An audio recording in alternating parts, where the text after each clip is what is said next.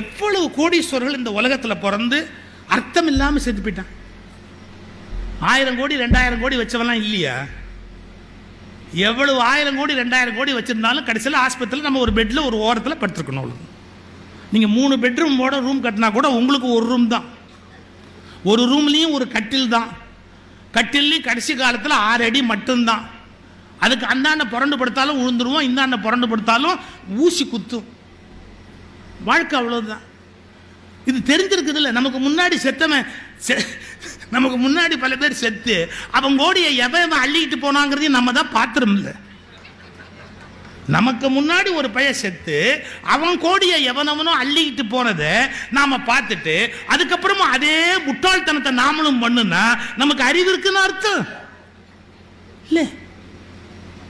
இது எல்லாமே இப்படி தாண்டா போவோம். நாம பாட்டுக்கு ஒரு நாள் வெளியில் போயிடுவோம், எல்லாமே தூக்கி. இப்போ எங்கள் வீட்டை க்ளீன் பண்ணணும்னு க்ளீன் பண்ண ஆரம்பித்தோம். எனக்கு நல்ல அதிர்ஷ்டங்க.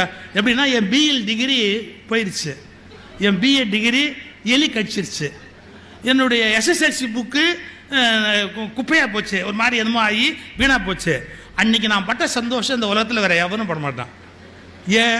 என் ஒய்ஃப் கூட கேட்டாங்க, ஏங்க இதை உள்ளே வைக்க வேணாமா, அதை உள்ளே வைக்க வேணாமா? சும்மா அது இன்னும் கொஞ்ச நாள் கழிச்சு நம்மளே எடுத்து வெளியே வைப்பான். எவ்வளோ நாள்னு தெரியாது. தூக்கி எடுத்து அந்தாண்டமா அப்படி வைக்க போகிறான். வச்சா முடிஞ்சு போச்சு, அவன் வந்து போக போகிறான். இதில் என்ன பெருசாக சாதிக்க போகிறோம் உலகத்தில்?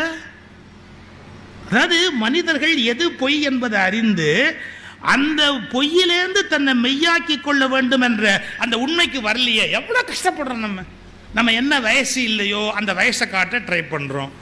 நமக்கு முடி நிறைய வெள்ளை வந்துட்டா கூட கருப்பாக காட்டுறதுக்கு ட்ரை பண்ணுறோம்.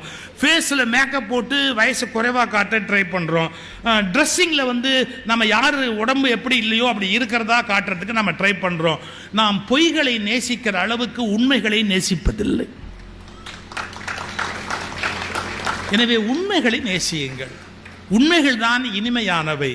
உண்மைகளை புரிந்து கொள்ள முயற்சி செய்யுங்கள்.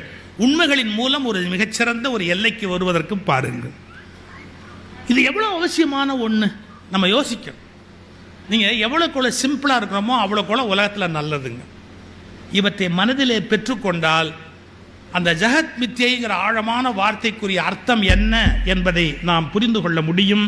அதன் மூலமாக ஒரு மிகப்பெரிய மாற்றத்தை வாழ்க்கையில் நம்மாலே ஏற்படுத்த முடியும் என்பதை இன்றைய சிந்தனையாக உங்களுக்கு சொல்லி, பொய்யிலே பிறந்தாலும் பொய்யிலே வளர்ந்தாலும் எது மெய் என்பதை காணும். இப்போ சொற்பொழிவு ஆரம்பிக்கும் போது மெய்யன்பர்களேன்னு வாரியார் ஆரம்பிப்பார். என்ன மெய்யன்பர்களே? மெய்யன்பர்கள்னா இந்த உடம்பை நேசிக்கிறவங்க அர்த்தமா? மெய்வாய் கண்மூக்கு செவி.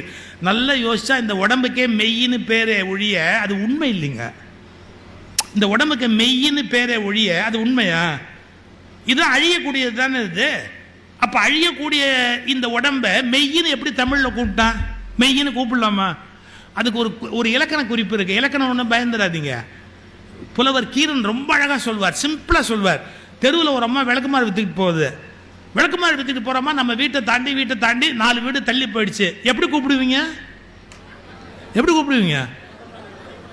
சரி, அந்த அம்மாவோட பேர் தெரிஞ்சு பேர் சொல்லி கூப்பிடுவீங்களா?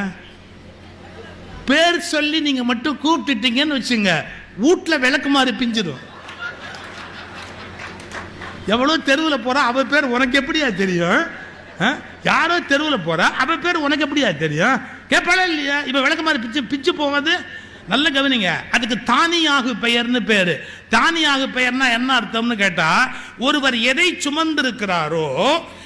சுமந்திருக்கிறாரோ அந்த பொருள் அவருக்கு ஆகி வரும். விளக்கை ஏத்துமா அப்படிங்கிறோம். விளக்குங்கிறது குத்து விளக்கு இல்லை, தண்டு இருக்குல்ல, அது வெங்கலம் தானே. அதுல தீபம் எரிஞ்சாதான் அதுக்கு விளக்குன்னு பேரு. அதுக்கு ஏன் விளக்குன்னு பேரு?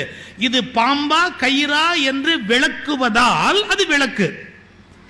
உங்களுக்கு புரியாததை எது விளக்குமோ அதற்கு விளக்குன்னு பேரு. நல்ல கவனிங்க.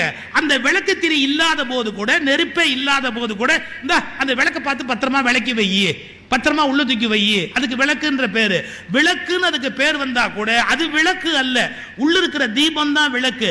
ஆனா அந்த விளக்கு தானியாக பெயராக அந்த தீபத்தினால் அந்த பெயரை பெற்றது.